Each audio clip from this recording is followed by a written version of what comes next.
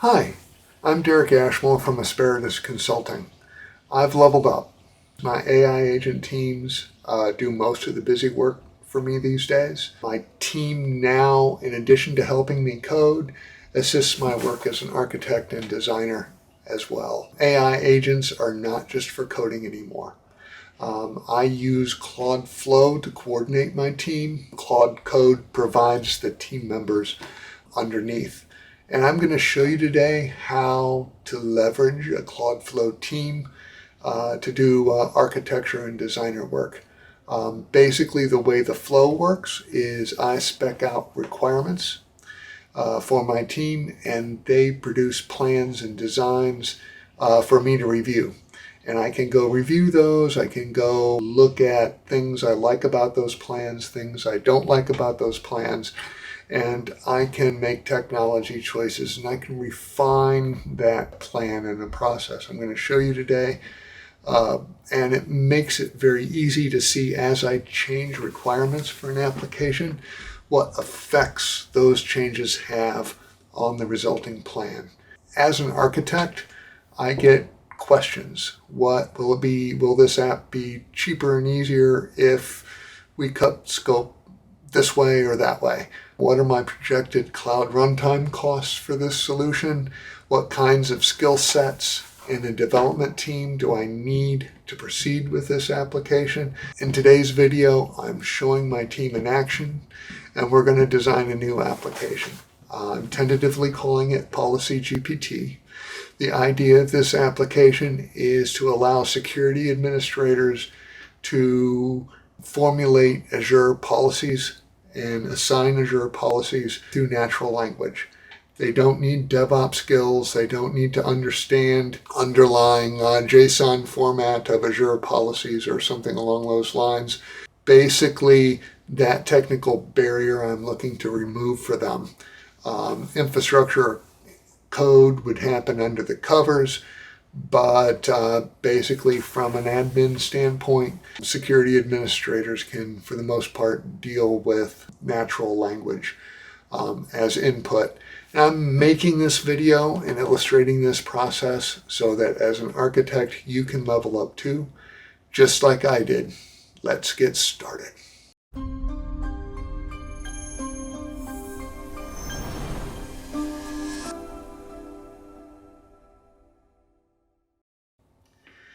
Okay, for this exercise, I'm going to show you how an architect or a product manager might utilize a Claude Code agent team managed by Claude-Flow to plan out a development. That is, refine the target, figure out what the scope of application, a new application is going to be, or changes to an existing application. In this case, we're going to use a new development. Basically, a problem that I've run into in the field is that security administrators at large enterprises often don't understand infrastructure as code. They don't understand at a technical level how cloud policies are put together and how they are architected.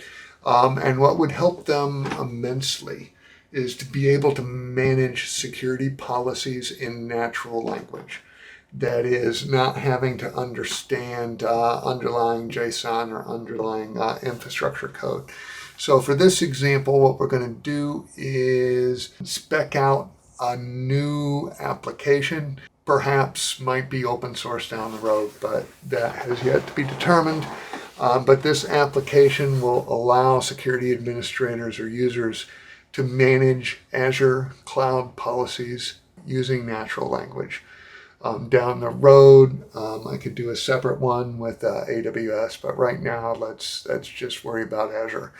And role playing for a security administrator, for the security administrators I deal with, what that means is allow them to add, update, delete, or view policies in a natural language, not the underlying JSON that Azure wants. Be able to combine those policies into policy sets, be able to assign those policy sets or individual policies to different environments, and that could differ per enterprise. One that I'm dealing with has a non-prod and a production, but I know several that have more than two. But at any rate, security administrators want to be able to administrate those.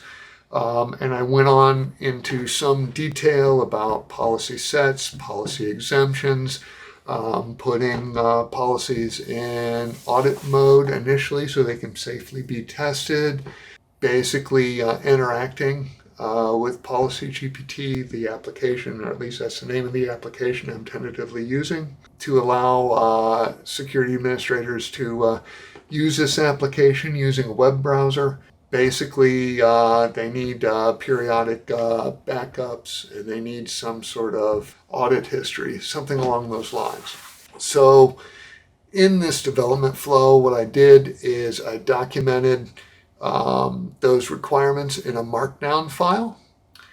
And essentially what we're going to do is we're going to hand that to my Claude-Flow team via this command line. But since this command line basically wraps quite a bit, what I've done here below is pull out the individual sentences. Basically, I ask my team to create an implementation plan for the requirements described in app requirements.markdown. Place the implementation in folder plans. Do not implement any feature additions yet. And please let me know if you need additional information. And by the way, I should pause. Everything that I'm showing you here, a link to it will be provided in the description down below. So anyway, the flow is I basically copy paste this command into something that can run my Claude-Flow team, and that's an NPX application. I'm not gonna physically do it right now because I've already done it, but after the team went away in a few minutes, what I got was an implementation plan. Basically, it was also in Markdown format. I'm viewing it from a web browser for convenience, and you can spend some time with this if you want. Everything we're doing today is in a repo that you'll have a link to in the description down below. But what it does right up front is it confirms what its understanding is of the target. It gives me a and this is where we get into a little bit into the range of estimates. Basically, Claude Code comes up with these estimates, presumably based on some type of industry average, and under the assumption that you're going to give it to a human team with the characteristics it's going to describe.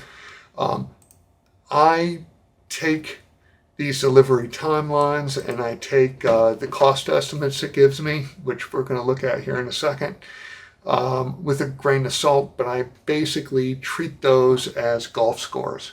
So as I iterate through this process, when I look at this plan, I'll see things about it I don't like. I'll see places where my team made assumptions based on lack of information or perhaps some defective information in the requirements that I gave it that I want to go correct. So I basically look at delivery timelines and costs as kind of like a golf score. So lower is usually better. But anyway, it regurgitates what it assumes is the core functional requirements of this application, and it breaks it into nice, neat little characteristics that I can go through as an architect and figure out if I like them or not. Basically, one of the things it's assuming here is that users, based on my requirement input, users being able to import existing policies and policy sets and assignments. Basically, it's assuming some sort of flat file import, and I don't think that users would like that. I think it'll be a whole lot easier if I get this product designed so that it can import from Azure metadata directly and not from a flat file. But so that's something that we'll work on. And it did capture my backup and audit control requirements, and it did capture my user requirements, differentiating between users who can edit and users who have read-only. It gave me a high-level system architecture listing, listing out the different system components and what their rough tech stack would be. And if I objected to any of this, what I can do is put constraints in my requirements and make technical stack choices. But your choices might be different than mine. It's basically making assumptions based on what I gave it, which was nothing as far as a technical stack. It correctly figured out that it needs to do some sort of LLM interaction to deal with the natural language interpretation, something along those lines. And it basically went on to give me some more details. And for project managers in the group, it gives you a high-level roadmap for what would be high-level tasks on a project plan, and it gives me rough estimates for each. Okay, you can spend some time with that separately, but I took a look at that after spending some time, and what I decided to do was tweak my requirements and ask for a replan. Basically what I did is I removed these three things, and I basically told it that yes, administrator users will interact using natural language, but they will type in input in all cases. One of the things I noticed from the implementation plan is that it was provisioning for things like speech recognition, and that's overkill for this application. So they will basically get something like a chat GPT prompt to interact with. Basically, it did assume Azure OpenAI. In reality, if this is an open source product, I want to allow more, or a product of any type, whether it's licensed or open source, I want to allow different LLM choices, and the customer would present which one that they wanted to use and configure that. And basically I'm giving them a public OpenAI, a public Claude, and an Azure OpenAI choice, and making it clear that if they choose OpenAI, customer is required for the provisioning of it, not this product. Basically, I've also made it clear that I want some sort of Git source code repository for this. Basically, this product, in essence, is translating between natural language and what ends up being infrastructure code. And rather than build in essence, what is a source code repository in a product itself, I'd rather just leverage Git. It's much more sophisticated, and it already exists, and we might as well use it. So I made these changes, and then I ask for a replan, and I do that the exact same way, but I'll pull the sentences out. I basically tell it I've changed the application requirements in the markdown file. Please revise the implementation plan and folder plans. Do not implement the features yet. Please let me know if you needed additional information. And down the line, I did add a step to this, which is please show me your thought process step by step. I did that after version 4 of the plan. And I wish I had done that right up front. What that does is that clues me into what it considers most important and the requirements that I give it. And if it's making assumptions based off of something that I don't like. At least I know what requirements that I gave it. Basically sent it down that path so that I can correct it. So I basically copy pasted this into a prompt like this and let it go. And it came back with a implementation plan for what it's calling version 2.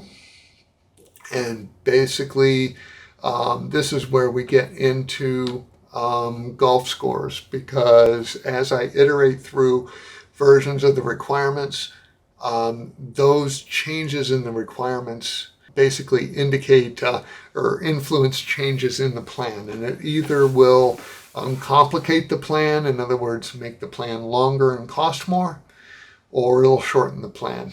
So it's kind of like a golf score, lower is better. And it basically regurgitated the changes that I made. It picked up the get integration. It picked up the text-only interface, removing the speech recognition. It basically keyed in on the get language that I got it, and it keyed into the multiple LLM support. And I basically went through this with a fine-tooth comb, and I came up with some things that I wanted to change. And basically what I did is I refined 2 statements up front. I removed those, and I basically put in a provision that let users or security administrators revert changes. I started distinguishing between Azure custom policies and built-in policies. It's not uncommon for security administrators to want to mix the two. Basically attempted to make it clear that they are doing any imports of custom policy definition from Azure directly, not from anything else like a JSON or a CSV file import or something along those lines. There's no reason to put users through preparing those.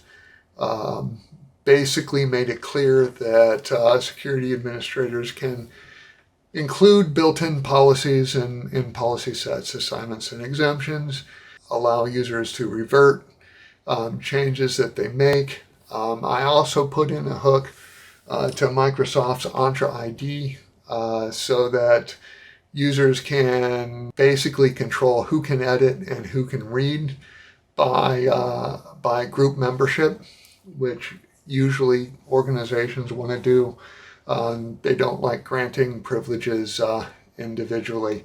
So I made that clear up front. And I basically went back to my replan, and I copy pasted this again, and I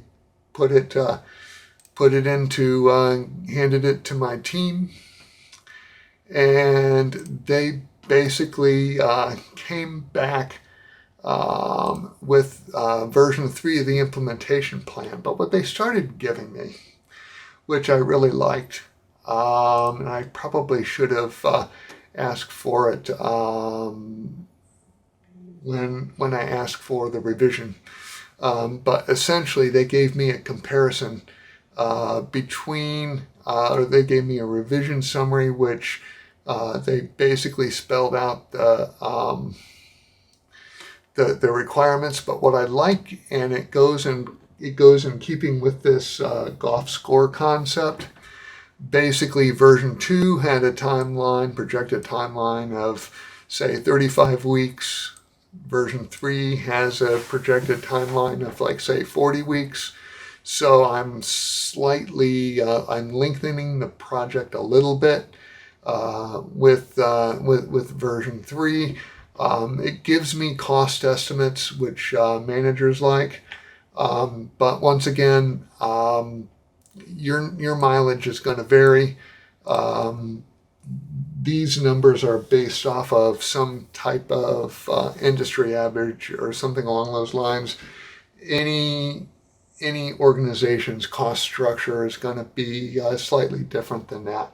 That assumes basically that we're handing this to a human team for development. It also gives me an operational runtime Azure cost breakdown, and it gives me other details about the changes that I made, which I pulled apart and looked at pretty definitively. And basically, consequently, I went and I changed my requirements, and I added, please show me your thought process step by step when I handed it back to the application team. But what I added is knowledge that context that this application will be released as a software product. Multiple enterprises can opt to install and configure it. And what I was really trying to do is get it out of assuming that the application was multi-tenant, which it was if you read the implementation plan, and that adds a lot of complexity. So I want to get that assumption out of there.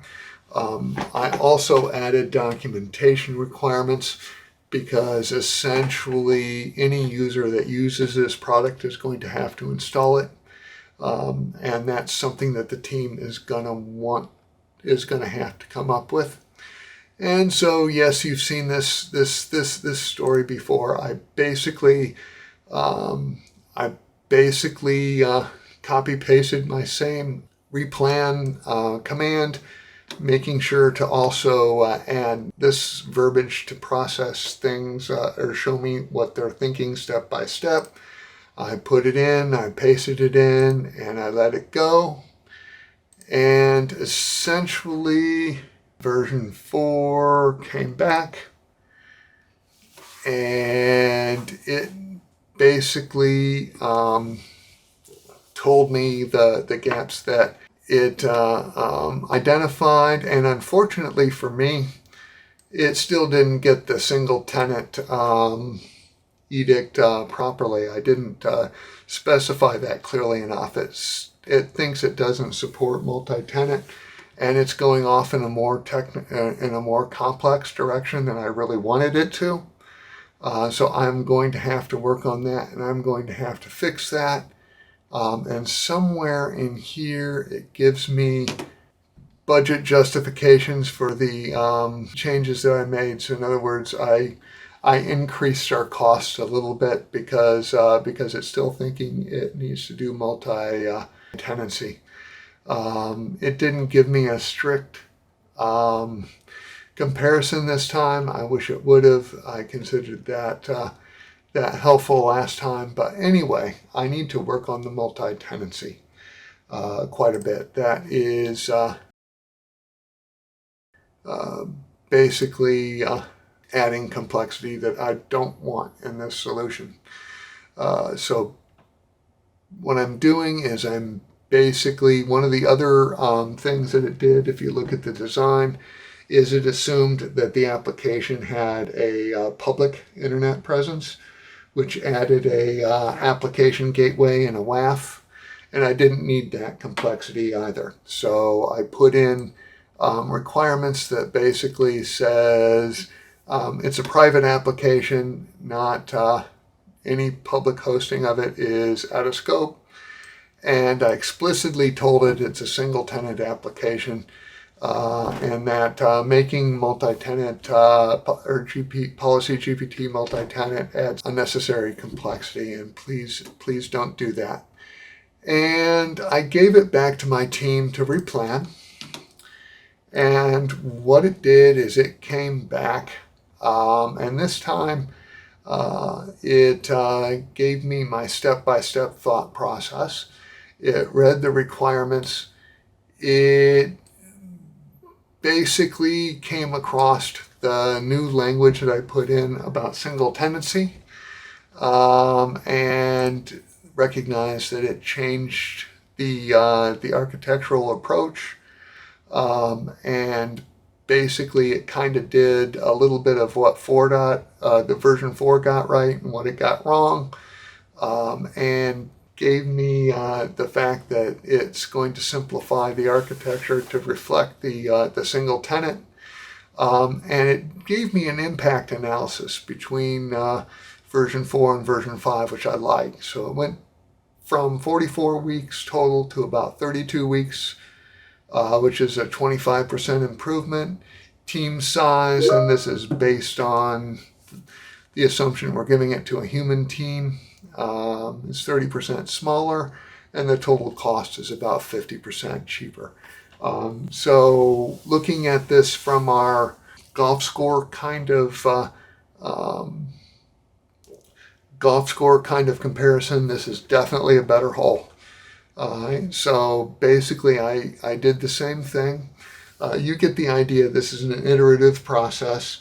What I'm doing basically is grading my depiction of the requirements, rather than assuming that my coding team or my Claude Code team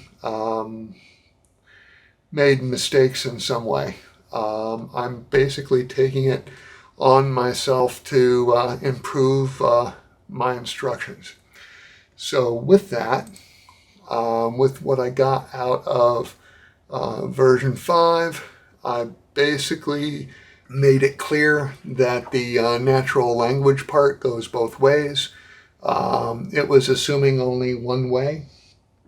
In other words, a security administrator says, okay, I need a policy to prohibit people, these types of resources from doing these types of things or being configured these ways. Basically, security admins who don't understand the underlying JSON format, cryptic JSON format that Azure uses for policies, aren't going to be able to easily read those. So I put in a bilanguage or a bidirectional natural language translation. So if they want to view a policy that's been defined perhaps by another administrator, they can do that and get that in natural language. Basically, I also made it clearer that what I really want is this tool to translate the natural language into infrastructure code and store it in Git, so that we have all the current state in infrastructure code for all policies, policy sets, policy assignments, and exemptions in Git, and that users could actually look at the Git repository and get audit history. Essentially, if users revert a change, that also needs to get reported into Git, and I basically made the whole Git interaction a lot more explicit. I gave that back to my team, and they basically did their review and gave me a quick comparison, and basically told me I'm very mildly but increasing the cost with the additional requirements. And just because something costs, that doesn't make it bad, but that's something to consider. And basically, I went through the plan again. And one of the things that it came up with is it asked me some specific questions. It told me that I needed to make a series of technical decisions. And so I basically went off that guidance. And this strategy basically came out of what my Claude Code team recommended, and basically I made the decisions that the team asked for. I put those in the requirements, and I reran it. And what I got back was basically that my technical decisions were implemented, and basically we got some improvement. Basically, the minimum viable product went from 24 weeks down to 12 weeks. The overall timeline went from 36 weeks to 32 weeks. My team size went down. My cost went down by about 30%. So my technical decisions basically helped out this situation. Essentially, my team was assuming worst case scenario, not knowing what I was going to pick, which makes a bit of sense. And the reality is that basically what happens is over this exercise, we've basically ballooned our requirements, and I started separating it into sections. And the way this would go is, in the real world, if I were discussing this with management at an enterprise, I would be taking these requirements back, and they would be asking me different questions and to run different scenarios, things along those lines. But this gives me information very quickly to work with. As an architect, I get those what if questions, and if I had to work through each of those what if questions manually, what happens is I wouldn't do as diligent a job of it. And I would basically just kind of give them a wag about what it would do to the overall cost. And basically, I would have a lot less detail backing what I was telling them, and they would have a lot less information, and my management would figure out pretty quickly that I was kind of wagging it a little bit, and that would make them uncomfortable. This basically gets everybody down to one sheet. So we're going to take a short break, and I will come back with some summary thoughts. In this world, as an architect, you can see how easily I can plan different scenarios. In a manual world, if I'm asked a question about what happens if we do this or change things that way, those different scenarios can take hours. Now it's just a few sentences in a requirement document, and I ask my team for a replan. If I'm asked for details about how to justify the cost or potential cost of a solution, I now have some details to show management. We may not be able to completely trust the dollar figures that come out, but we have some amount of detail to substantiate how large that body of work is. And the same question if I'm asked for a timeline estimate or a staffing estimate. I've got some amount of details to go to management with, and we of course will futz with them, and we might not take them verbatim, but I've got some information for people to work with. One thing I like about this approach is it promotes a one-page approach to application requirements. The requirements in this process end up getting documented in a surprising amount of detail that usually doesn't happen. Managers, product managers, development teams, all parties are now operating with the same understanding, all right, with off the same sheet of paper. This gives me details that management often asks me for. I'm often asked for rough budget estimates or rough timeline estimates or rough staffing needs. I have that with this process, and I have details to support that. In addition, when project managers ask me for a rough timeline or a rough task list or a high-level project plan, I have some of the components that will be needed to formulate that. You should note that you can't take any of the numerical estimates that we saw as your only source of input. Basically, that's Claude Code's training at work. And it's an estimate. It's not necessarily reality. Your mileage might vary. But what you can do is you can use those estimates as golf scores. As you saw, as we changed requirements and that affected the plan both in duration and estimated cost, higher is worse, decreasing level of efforts are better. You can get a sense of, for the changes that you're making, whether or not you're improving the plan or negatively affecting the plan.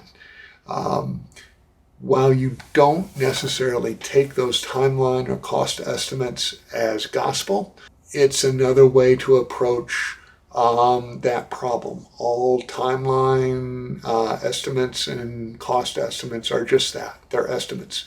Whether you come up with them manually on a napkin or whether you kind of arrive at them like we did. What you can do is, if there's a drastic difference between what you think a project should take and what the Claude Code team thinks, it's a cause for concern. You basically want to double check. If you come in at a cost estimate of, like, say, $100K for a human team and Claude's estimating 1.1 million, there's a difference there. And you might want to explain that difference just to make sure that you don't under budget what you need to complete a project or understaff what you need to complete a project. Hopefully today you've seen how my team can help me with architecture and planning work as well as coding. If you're an architect out there, please give this a go. If you like the content today, don't forget to click like and subscribe. Thanks for watching.